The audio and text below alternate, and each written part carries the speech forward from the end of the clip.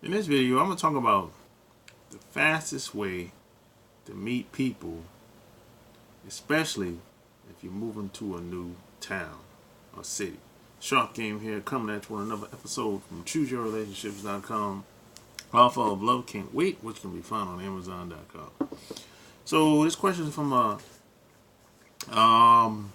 listener that's been around for about, he said, 6 months. He's just moving to a new town.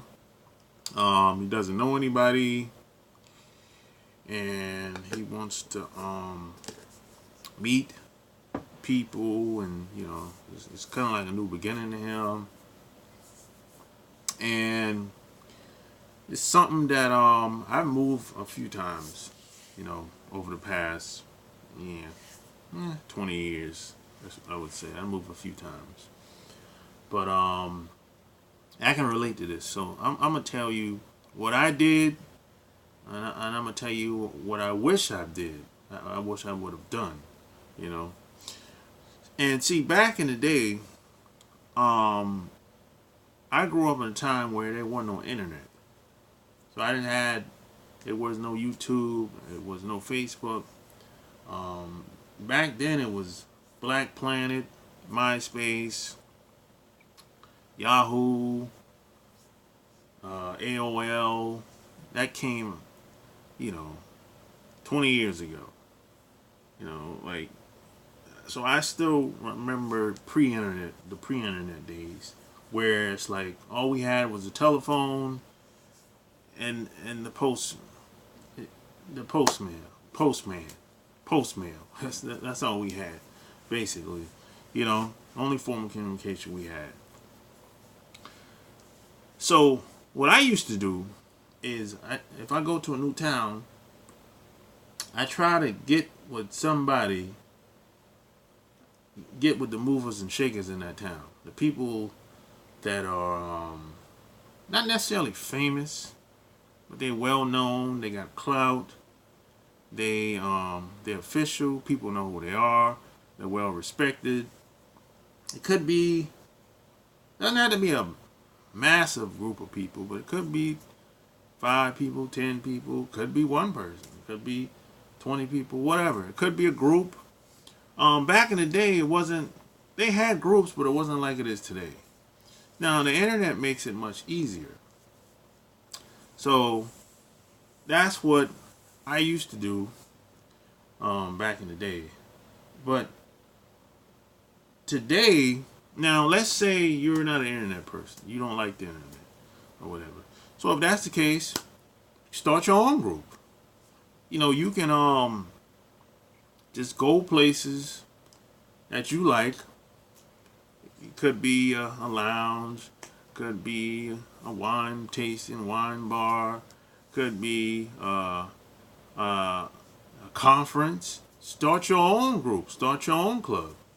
If that's the case, I've done both. I've started my own group, and then I've tapped into other people's networks of people. I've done that. Plus, when a lot of times, if I'm new to a town, or maybe I want to go out just to see what's going on or whatever, I always take a close friend with me, a woman with me, right? Now, what that does, that kind of gives you, a lot of women look at that, especially if you have not one but 2 women with you. They'll be like, oh, who's this guy? If he got 2 women with him, or he got 1 woman with him, a lot of women look at that like, that's attractive to them. There must be something about him if he got 2 women with him, 2 women on his arms or whatever. Some people say, hey, you got wing girls with you or whatever. You call it what you want, but if you have a group of people with you, if you're associated with a certain group, you can piggyback off that attraction, that activity, and basically create something out of nothing. And it don't necessarily have to be a social circle. It could be business opportunities, income opportunities that come out of it. The possibilities are endless, you know. So that's what I used to do, and I still do. You know, I'm a social guy. I still meet people from time to time or whatever, you know. And then you have, if you like going online, you got Meetup.com. I think Meetup.com is pretty worldwide at this point. I think they got groups worldwide. But if you live in North America, the USA, go on Meetup.com. They got groups, all type of groups. There's all type of social groups. Whatever social group you want, Meetup.com, they got it. I mean, you name it. Doesn't matter how outlandish, how crazy the group may be, they're on Meetup.com. I don't care what it is. I've done the research. All kinds of crazy social groups on Meetup.com. Doesn't matter your religion, doesn't matter your politics, doesn't really matter anything. When I say any type of group exists, any type of group exists. Just go on Meetup.com and do a search, and you're gonna find it. And you can tap into those groups. Mostly on Meetup.com. Of course, you got to register for an account, and you usually have to ask. Once you go to the group page, you usually have to get permission to join the group. For the most part, most groups are private, especially groups that's been around for a long time. Some of these groups have some type of membership fee, every certain amount of days, Usually that's how it goes. It depends on what type of the group it is, because a lot of these groups usually have events. They just have parties from time to time, some type of event. Then they'll give you all the information on the page for the most part. And a lot of times you might have to pay a membership fee to get access to all the information or additional information. Get involved in a lot of these groups. But if you have that social element attached to you, that's much better than being the lonely drifter.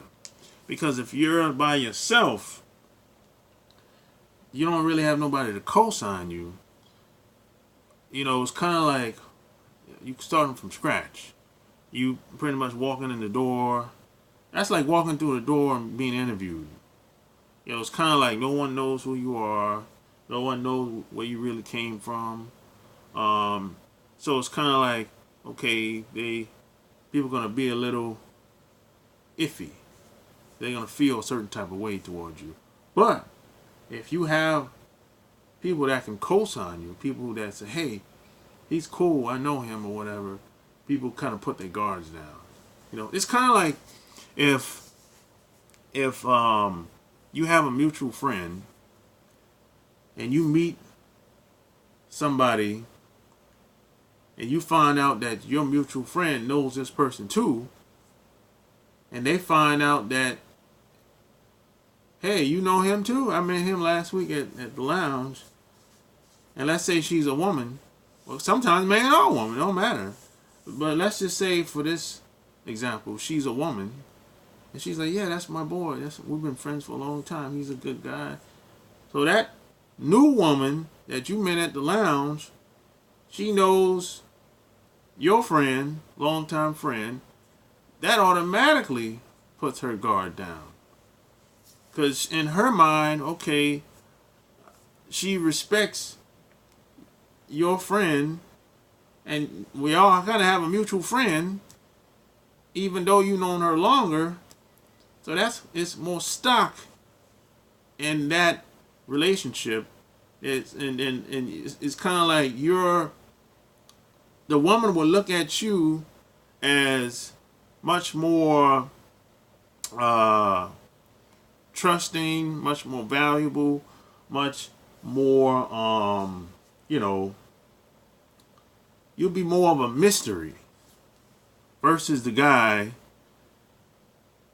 that's starting from scratch. Nobody knows who he is because you have that social status or relationship equity. Some people say relationship equity, you know. So this is what I would do, you know, if I was moving or if I wanted to expand my social circle, so to speak, you know. So hey, if you like this video, like the video, click the little bell. That way when I come online live, you can ask me any questions you want. Check out my website, chooseyourrelationships.com, by clicking the link below this video. So, question of the day is, what do you do to meet people and expand your social circle? Leave your comments below. Until next time, I'm out. Peace!